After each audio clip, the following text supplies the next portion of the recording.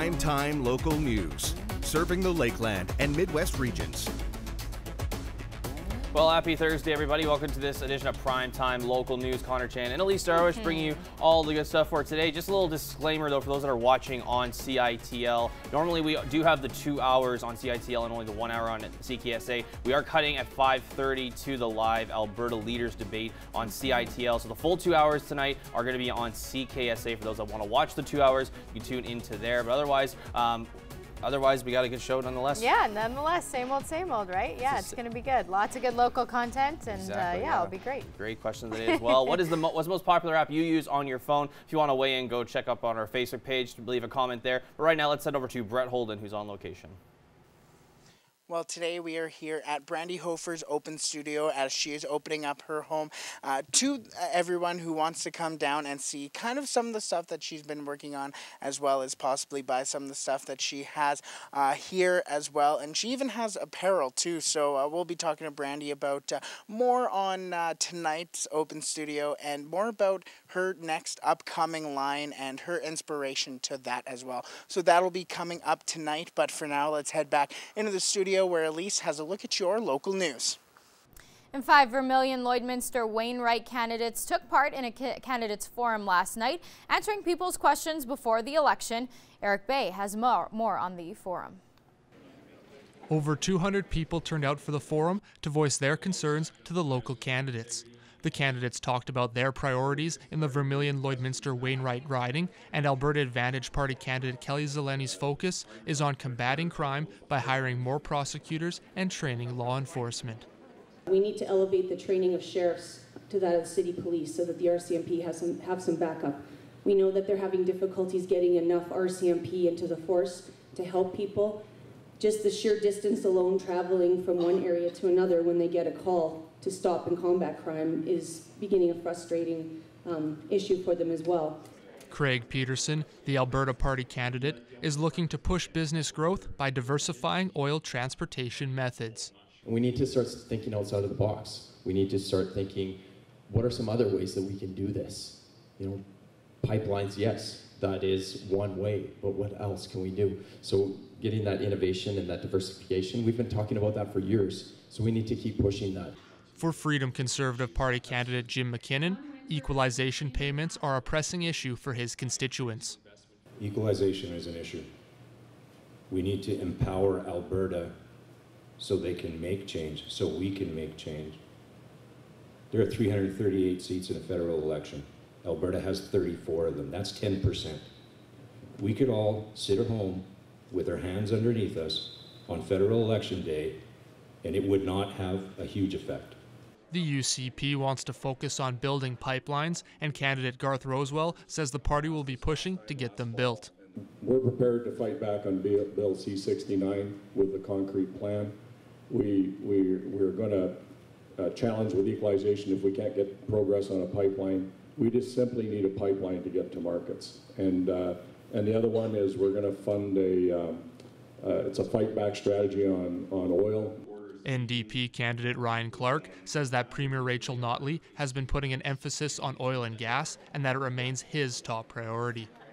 I think that if you look at, like where I live in Elk Point, I mean, we've experienced population decline in that area over the past couple of years, lots of layoffs in the oil and gas sector, much like you have around here.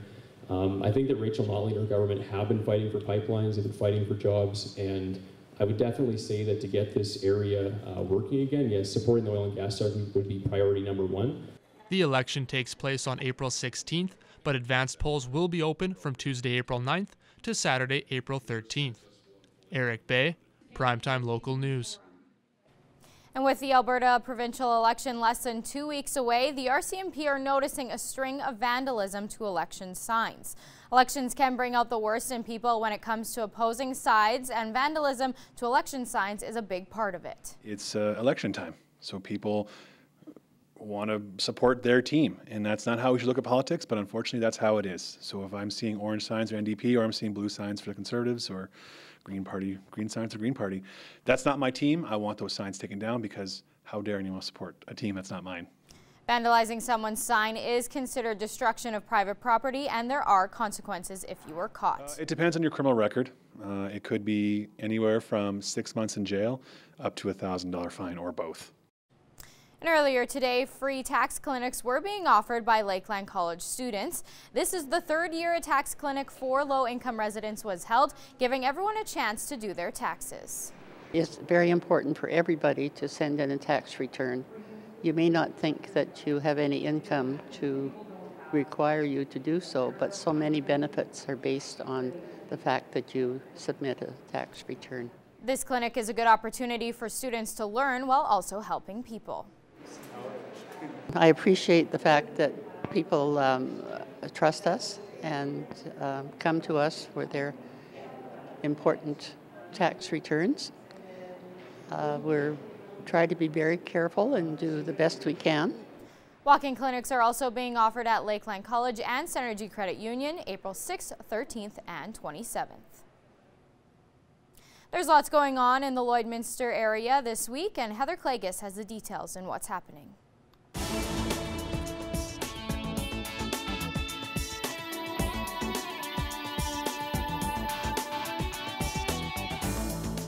This Saturday night, there's going to be a huge party here at the Legion in Lloydminster. Vic Vega, a tribute to Rod Stewart, is coming to town. And I was talking to Al with the Legion, and he says this guy looks just like Rod Stewart and sounds just like him, too. So you are in for a really fun night when you pick up your tickets for this show. And you can swing by the Legion here in Lloydminster to get your ticket for $25, or you can give them a call at 306-825-2521.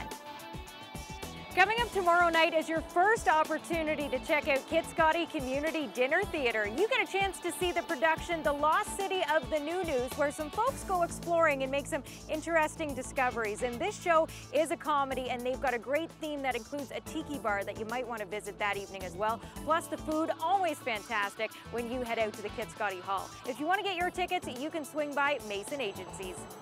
This week, we want you to win some movie music. You can win a copy of the soundtrack to the movie A Star is Born, and it includes the Oscar award-winning song Shallow, written by Lady Gaga. If you want to win a copy, it's really easy. All you have to do is email your name and daytime phone number to tvcontests@newcap.ca. We want to say thanks to John at Universal Music Canada for setting us up with the movie music.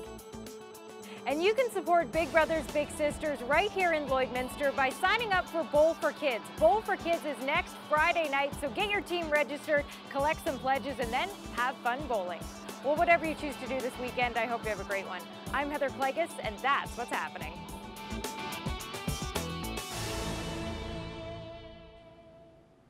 Now we're going to go to Brett Holden, who is on location today.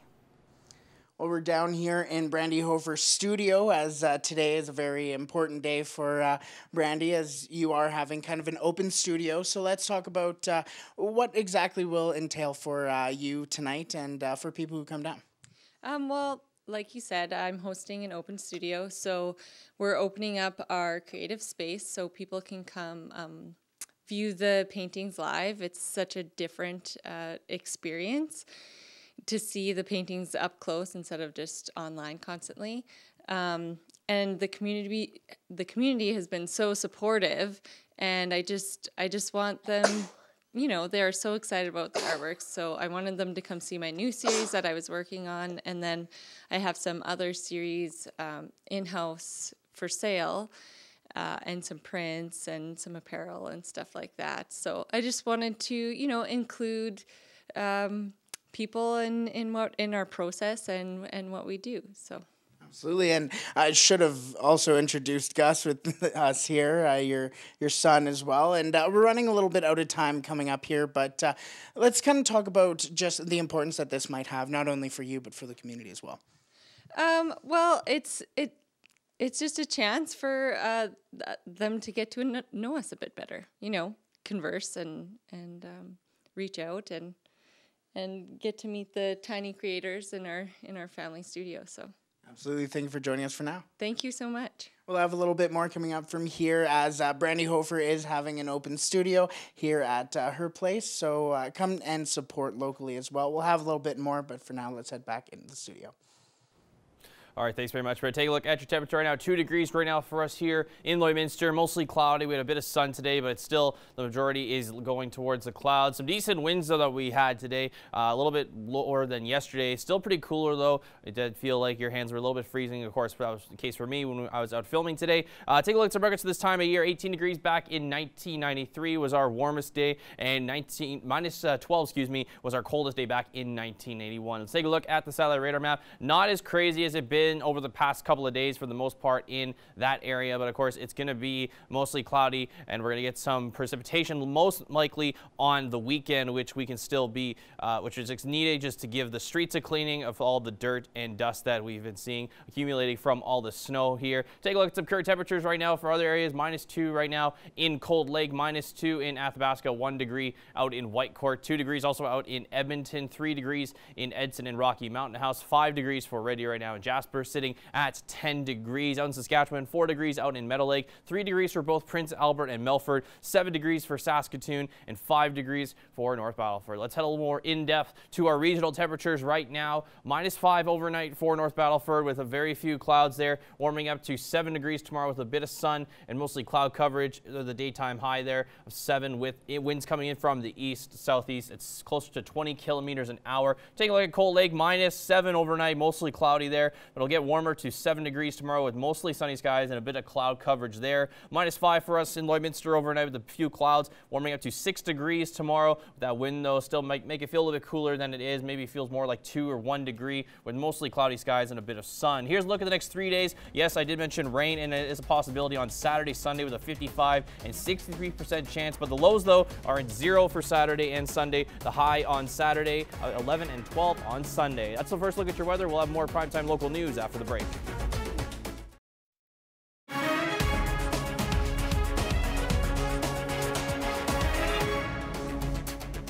Welcome back. Well, since the fall, canola markets have had other factors keeping prices depressed. In this week's Ag Report, Gerard Lampel finds out why producers need to temper expectations this spring.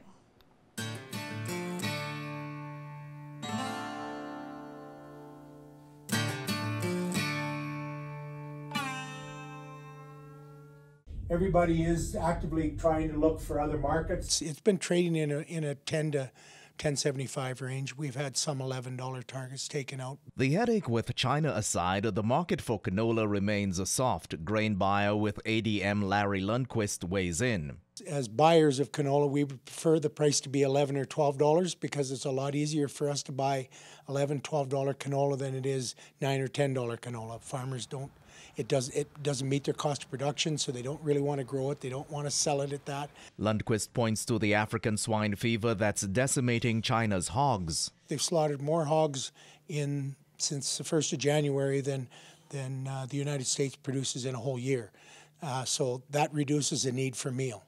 Now, the meal that they feed the hogs is generally soy meal, not canola meal, but China is very adept at transferring back and forth between different products. Lundquist looks at other factors keeping prices down, like the carryout in soybeans in the U.S. being 18% higher than previous, and that for Canada is about 3 million metric tons. Plus, Brazil, earlier on, back in December, they took 10 million metric tons out of the Brazilian production because of drought, and we got a boost in price over that.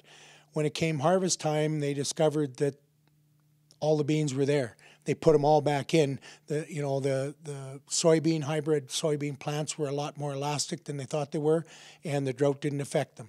A record harvest in Brazil makes for a glut of oil seeds, and farmers will have to temper expectations. We're not going to see $11 maybe, but $10.50, $10.75. I think farmers are just going to have to watch and take advantage of any bump in the market and don't have unrealistic expectations. Gerard Lampau, Primetime Local News. This Ag Report is brought to you by the Lloydminster Co-op Agro Center. Depend on them for product, tools, and expert advice. Shop at your local Lloyd Co-op Agro Center with branch locations in Lashburn and Neilburg. That's your Ag News. Sports is next, but first we'll take a look at your egg prices.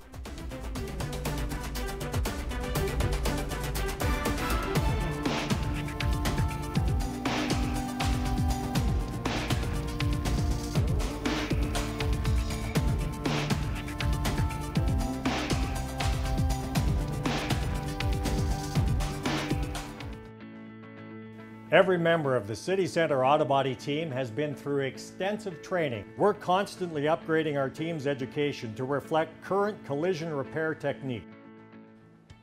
Taking a look at your local sports now, Lloydminster Barons center Ethan Morris is heading back to Saskatoon this weekend to try out for the provincial team.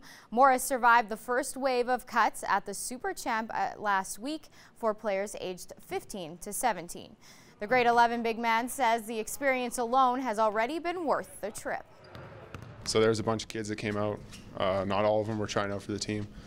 But yeah, it was just a good opportunity for everyone to play basketball, get better. Great experience, met a lot of awesome people. Coaching staff was great. Morris says the camp is also highlighting areas where he needs to improve. Probably my ball handling and just my IQ in general. Being able to know what to do and not to panic, because that's something I struggle with. Along with several teammates, Morris has received attention from multiple post-secondary schools. And now we're going to go to Brett Holden, who is on location today. Well, we're back here with Brandy Hofer here as she gets ready for her open house that's tonight. And we're in front, well, I guess kind of behind your setup here. So when people come tonight, what can they expect? A friendly welcome from our family, and we'll have some treats and snacks and give them a little specialty tour. So let's talk about what we have kind of in front of us. I know we can't see, but obviously the camera can. But these pieces are actually all of local parents from our Gus series. So Gus helped create each of the pieces, and then I did the portraits over top, and then he kind of integrated some mark making too. And then I have some more originals that are just marked down and available for purchase. And you also have apparel as well. Yes, I do. We had a shop in Lloyd where I had some apparel, so I've marked it way down to kind of clear it out. So how does that kind of come together for an artist to get apparel? That's really cool. We made it a few years ago, so I don't want to anymore, so I hope to get rid of it. So for you, what are you most looking forward to tonight, and what do you kind of expect, or what can people, well, I guess we talked about what can people expect, but what do you kind of expect out of tonight? It's always well attended, my open studios, and they're always a lot of fun, and we just, I never know what's going to happen, but we hope for the best, so. Perfect. We'll have a little bit more coming up from here at Brandy Hofer's open studio, but for now, let's head back into the studio. All right, welcome back to those watching on CKSA with us. Take a look at your second look at weather right now. 2 degrees for us right now here in Lloydminster, 3 degrees for Maidstone, 2 degrees for St. Walburg, -1 for Meadow Lake, -1 also for Green Lake, -2 out in Isle La Crosse, 5 degrees, in North Battleford, 8 degrees out in Macklin, 9 degrees for Provost, 5 degrees for Wainwright, 1 degree in Vegreville, 2 for Edmonton, -2 in Lac La Biche, 0 in Bonnyville, and -2 out in Cold Lake. Take a look at some other temperatures, -3 for Slave Lake, -1 in Grand Prairie, -4 for Peace River, -7 for High Level, -6 in Fort McMurray, -4 in Buffalo Narrows and La Loche, -2 out in La Ronge, -3 for Flin Flon, -4 out in South End, -11 in Stony Rapids, and -12 out in Uranium City. Heading down south, 16 degrees out in Moose Jaw and Swift Current, 14 degrees for Kindersley, 15 in Regina, 16 in Estevan, while 8 degrees out in Yorkton, 16 degrees out in Lethbridge down south, 18 degrees for Medicine Hat, 12 degrees for Calgary, and 9 degrees for Banff with 8 in Coronation. Take a look at your temperatures for tomorrow. 6 degrees will be our daytime high tomorrow here in Lloydminster, 7 degrees for Vermilion, 8 degrees for Marwayne, 7s out in Bonnyville, Cold Lake, Pierceland, 6 degrees for Lac La Biche, 5 for St. Paul, 8 degrees in Edmonton and Vegreville. Out east, 6 degrees for Maidstone, 5 degrees for St. Walburg, 6 degrees for Meadow Lake and Green Lake, and 7 degrees in North Battleford, 9 also out in Provost and Macklin. Let's take a look at your school day forecast tomorrow. As we take a look at -3 at 8 a.m., mostly sunny and a bit of clouds, 0 degrees at recess time. Clouds will kind of start to form a little bit more, 2 degrees at lunchtime and 6 degrees for home time. Take a look at the next 7 days. We are going to be getting some rain possibly on Saturday, Sunday, 55 and 63% chances, sitting at 11 and 12 the highs. And then we get warmer with more sun, 14 on Monday and Tuesday, and 13 on Wednesday and Thursday. Very warm temperatures. We're finally starting to see some positive numbers in the mornings with those lows. But that's a look at your 7-day forecast. We'll have more primetime local news coming up after the break.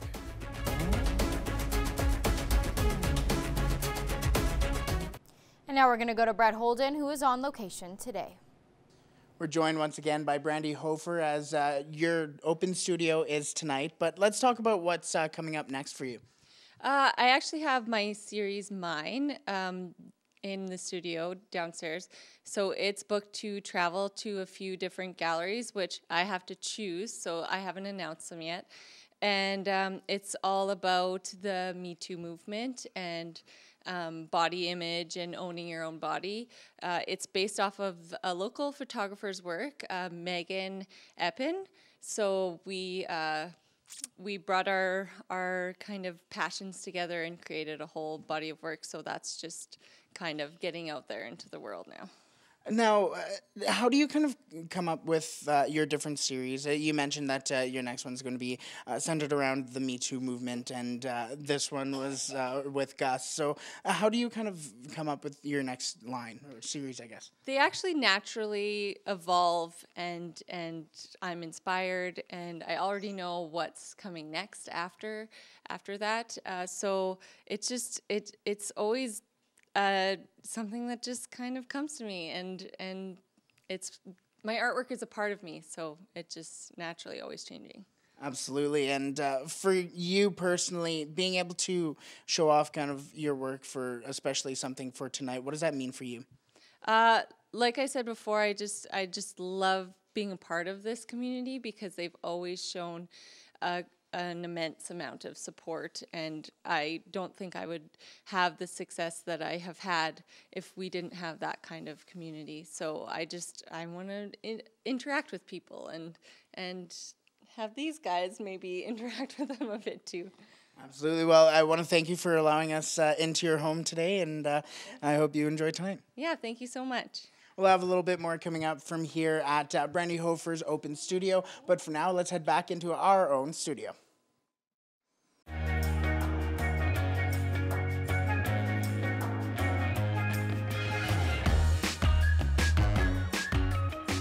All right, so our question of the day is, what app do you use on your phone the most? Mm-hmm. And like if we had a poll, like a graph chart, it'd be like 80% of the people say Facebook, because that's what it really is. But I mean, Facebook is a pretty common thing. It's just, you know, on your phone, it's handy. And then of course, Instagram is one that I personally use a lot more. There's, you know, Pinterest. I don't use Pinterest because I don't have an interest in doing that. In Pinterest? Yeah. I feel like with Facebook, I was actually surprised with an app on your phone, because for me, Facebook, I just have it up at work. It's just on my computer, or it's just always like on a computer, but I don't purposely, while I'm on my phone, if I'm out doing stuff, I don't really pull it up on my phone. Like Instagram's a big thing, but that's kind of about it. I mean, there's so many apps out there that you could be using for things. A couple of comments I read earlier was fitness trackers and things like that. Yeah, those are always good, yeah. That's a big one, but yeah, for the most part, I feel like I don't use my phone to its full potential at all, which is bad. You know what's underrated, and I really like this app, and maybe some people agree, is Shazam. Oh yeah, it's a good one. Because I always like listen to really nice, good songs in the car, and like I'm curious to know what that is, or maybe like it's just the odd time I don't think I would get it, but it actually does figure it out. So I'm like, oh, that's shocking. Yeah, Shazam was a big thing when it definitely came out at the start. I know it was, lots of people were using it, so it's another good one. And of course, Snapchat. Yeah. Gotta love the dog filter. That's the best one. Yeah. Well, speaking of dogs, let's take a look at some pets for our pet of the day segment here. This is Bender. Aw, Bender. He's got a little bow tie on. Very cute indeed. Yeah. This is Havoc, submitted there by Jessica. Just really, really adorable. Next, we have Leonard, submitted there by Shelly. I like the name Leonard. I know, I do too. It reminds me of Big Bang Theory. Yeah, Leonard. exactly. Yeah. Next we have Sabera, submitted by Tim. Just a good boy. Yeah. And last but not least, this is Spaz. Just ready for a meal. Yeah, he's just sitting. Me. He's ready. Yeah. He's ready. Well, if your pet was shown on today, you're automatically entered to win a Lloydminster Pet Pad gift card, which you're giving away at the end of the week. We want to see your pets. Send photos of your pet and their name to our Facebook, Twitter, or Instagram to have them featured on Pet of the Day. Your name will be entered into a weekly draw for a gift certificate from the Pet Pad.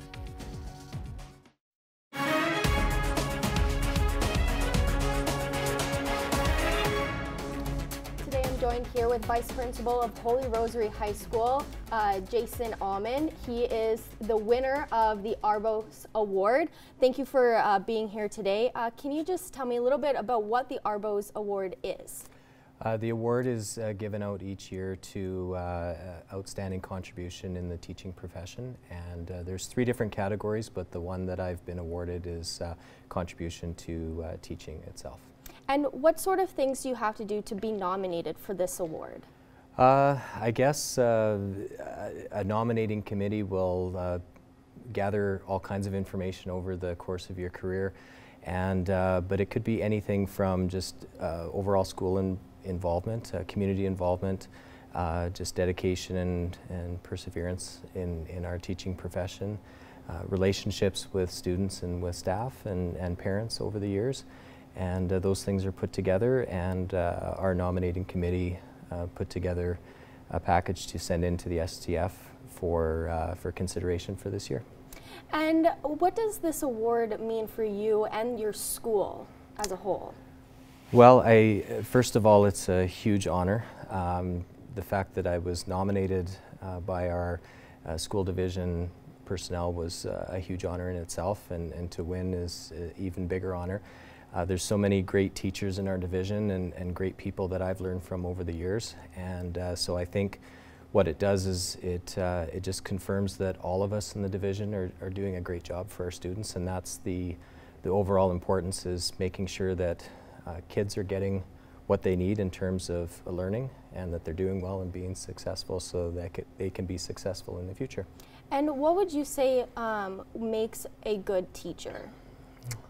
I think one of the big things is relationships, especially with the students, good relationships with parents. Of course, having knowledge of your curriculum and knowledge of what you're teaching, but certainly those relationships help when you're not only in the classroom but outside the classroom, when you're coaching or running a club or just working with students one-on-one outside and giving them the help that they need. So when you form those bonds, they trust you more, and they work a lot better for you in the classroom and just throughout their years until they graduate. And with the award, did you know that you were going to be nominated? No, I didn't. It was a kind of a funny story because Vince Oreo, our principal, had asked me to come to his office for a meeting after one of our regular weekly meetings that we have to go over student learning and student help. And he'd asked me a couple of extra times to make sure I come to his office after, and so I thought, okay, this must be kind of important. So I went in and we talked for a few minutes, and he said we'll have some other guests joining us, and all of a sudden Nigel McCarthy, our director, and Glenda Carey, our deputy director, and Kevin Cush, our deputy director, Melanie Stelmaschuk, and Jesse Mann came in, and I thought this was either good or I was getting fired. And so it turned out to be really good. They had asked if I would accept as being our division nominee this year, and I was very touched and flattered and accepted that. And how was the feeling when you found out that you did win? Kind of overwhelming at first, because I never thought that I would be selected. There's so many great teachers in the province, and to be recognized among them is just quite an amazing thing. And so overwhelming at first, and I don't know if it's really sunk in, but just being able to share the news with my family right away, and just knowing they've always been my biggest supporters all the time, and all the support and love they've given over the years to allow me to take time away to coach and to do all these other things. It's just all just a very big honor, and for everyone who's been involved in helping shape the person I am, I'm just very thankful for that. Okay, well, thank you so much for joining us, and once again, congratulations for the award. Thank you very much. Thank you.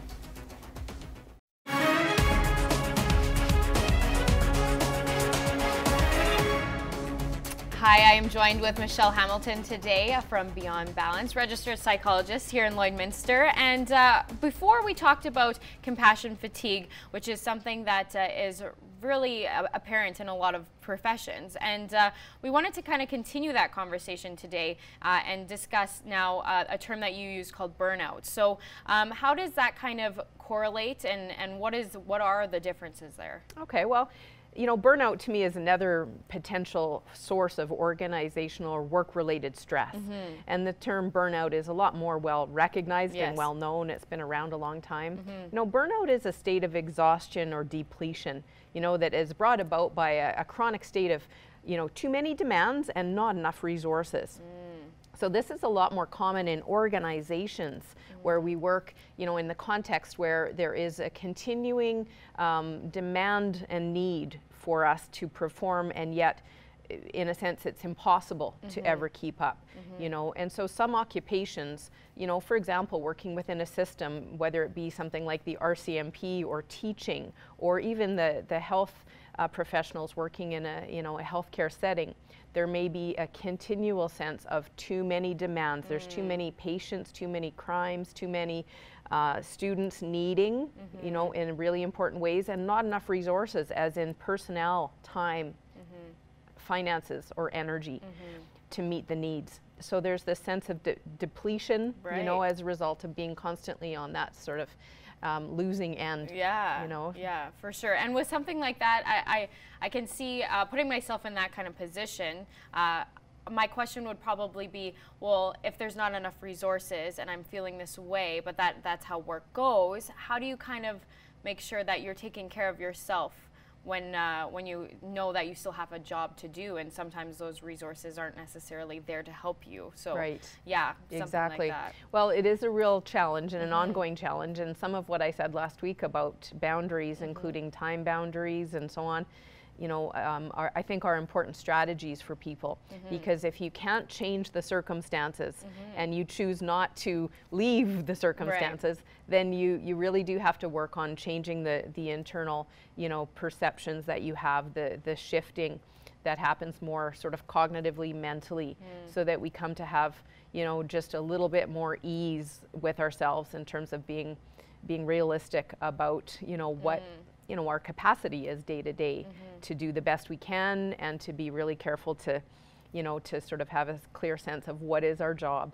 and how much are we able to do. Right. And with that kind of situation, would you suggest, if someone came to you with that, would you suggest maybe, is there like self-talk that goes around with that? Like maybe just being more positive in your situation, telling yourself that this is what the situation is, and you just gotta handle it how it kind of plays out? Is that something that you kind of work towards communication? Yeah, with? I mean, certainly I think that a lot of those kinds of cognitive strategies, like self-talk, and even in particular learning to shift your focus, you know, instead of focusing a lot on the things that frustrate you because, you know, there's no end to, you know, the sources of stress and so on, learning to be really intentional about focusing your mind on the things that you're grateful for, or the sense of the benefits of your work, you know, the meaning behind it, you know, the sense of being able to help, or, you know, some of the things that maybe drew someone to that profession in the first place. Right.